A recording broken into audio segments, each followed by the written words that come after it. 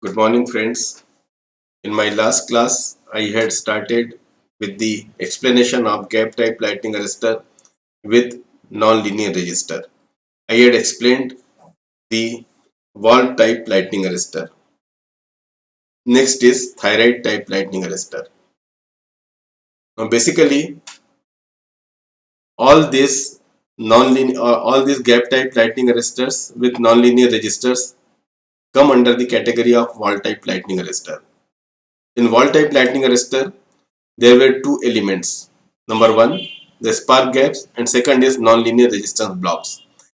So, if nonlinear resistance blocks are formed by Thyrite element, it is called as Thyrite element, Thyrite type lightning arrestor.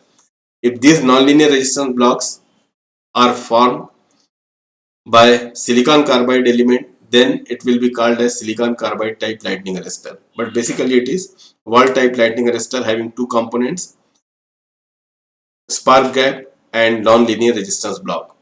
So the third type of lightning arrestor in this category, that is silicon carbide type lightning arrestor, will be same as Thyrite type lightning arrestor, but in place of Thyrite blocks or Thyrite non-linear resistance element, will be using silicon carbide non-linear resistance element.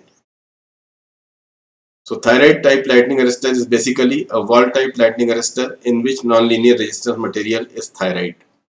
Thyrite is an inorganic compound of ceramic material and has property of nonlinear resistance. For nonlinear resistance material, relation between the voltage and the current is given by this equation. V is equal to I to the power beta into K. We know resistance is V upon I. So here we can write R is equal to I to the power beta upon I into K. So if we get I to the power beta minus 1 into K, if we bring this I to the power beta minus 1 on this side, it will become R into I to the power 1 minus beta. So we are replacing 1 minus beta by alpha. So we get R I to the power alpha is equal to constant. So here you can see if current is more, as the power is there, I to the power alpha, resistance will be less. If current is low, resistance will be higher because right hand side is constant.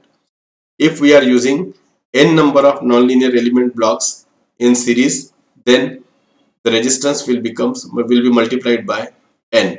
So final equation we write as IR into I to the power alpha is equal to K into n. K and n are the constants of nonlinear resistance material. Now this Thyrite type lightning arrestor consists of discs of 15 cm diameter and 19 mm thickness.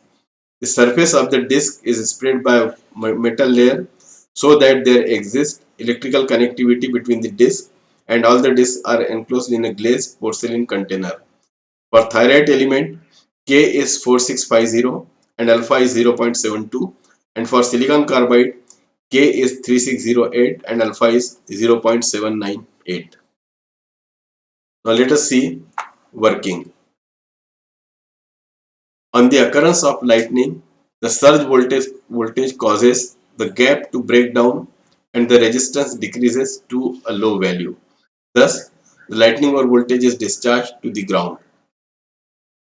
After the successful discharge of surge voltage, that is when the line voltage attains the normal power frequency voltage level, the Thyrite regains its original property and offers high resistance to the normal power frequency voltage, because it happens due to the non-linear resistance property of Thyrite material. Now let us see what are the advantages. Number one, due to non-linear resistance, discharge current is interrupted in less time. And second, power frequency current flows for less time. Now here, when we say less time, then it is less as compared to the gap type lightning arrestor. But absolutely it is not less which is required.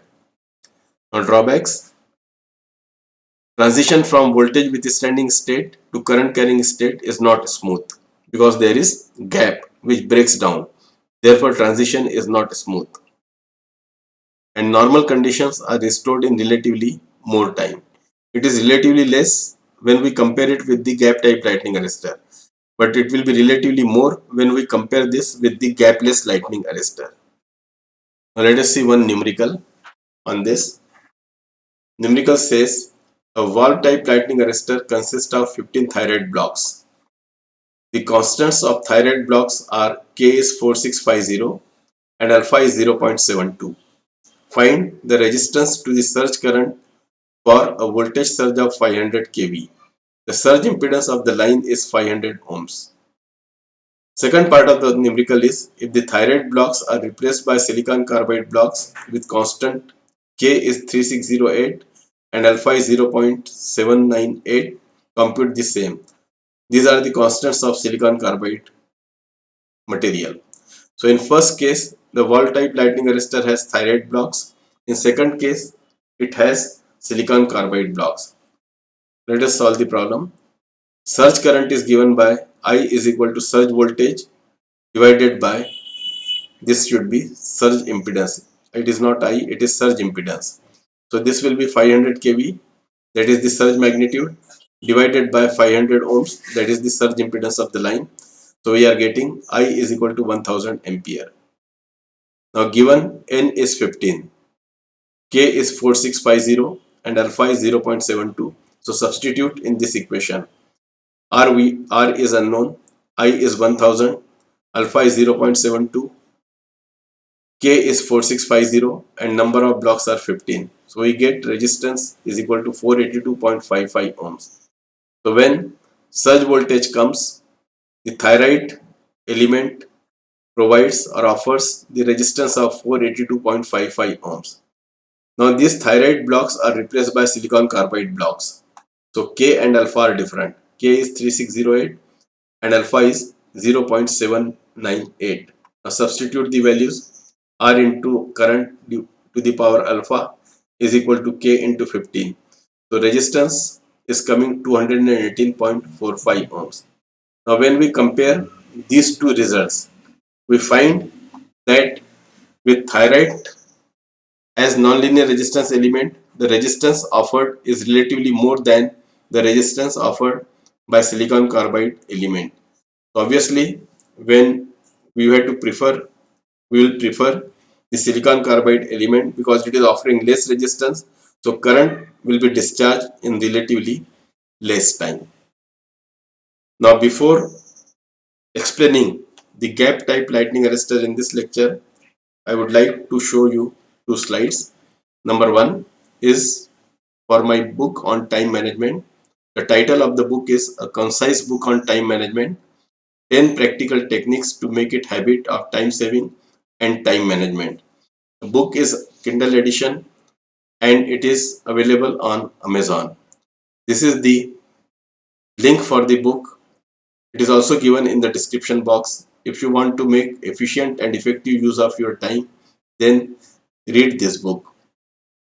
This book is very useful if you want to make efficient and effective use of time. Second slide is related with my course on Udemy. The title of the course is Boost Your Learning and Become Top Achiever, a course to boost your brain power and program the mind for success. This is the link for the course. It is also given in the description box. The course is very useful for the students of 9th class and above who are preparing for the competitive and entrance exam.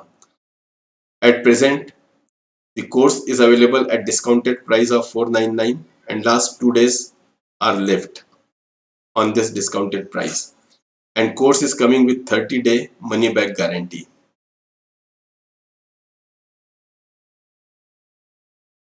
Next is Gapless lightning arrestor.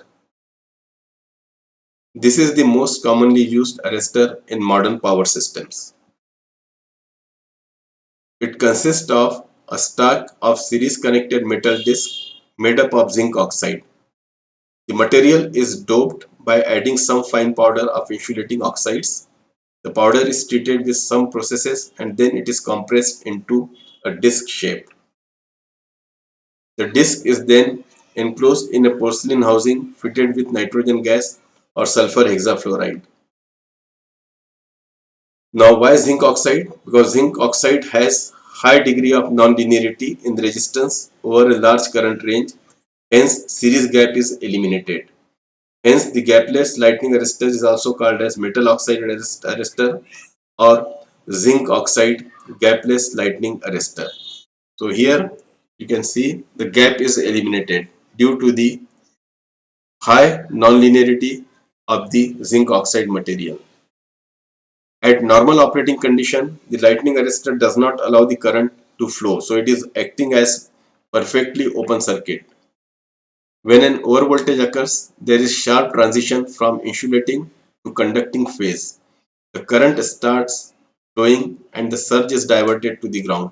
So when lightning overvoltage comes, that is at high voltage, it acts as short circuit device. So the lightning current is discharged safely to the ground. Once the system attains its normal rated voltage, the arrestor offers high resistance and acts as an open circuit.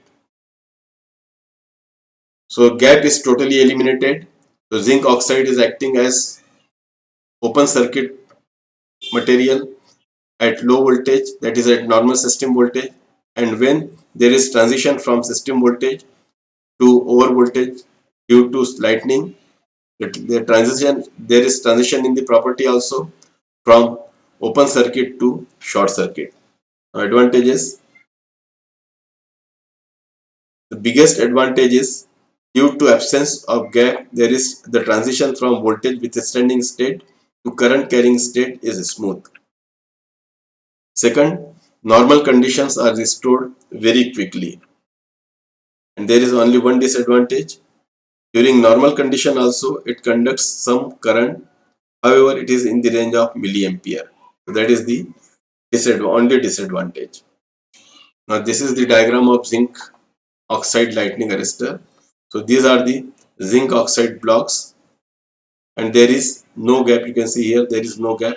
So whenever you see this type of, that is bushing type of structure in the line, you can say that it is nothing but the zinc oxide lightning arrestor.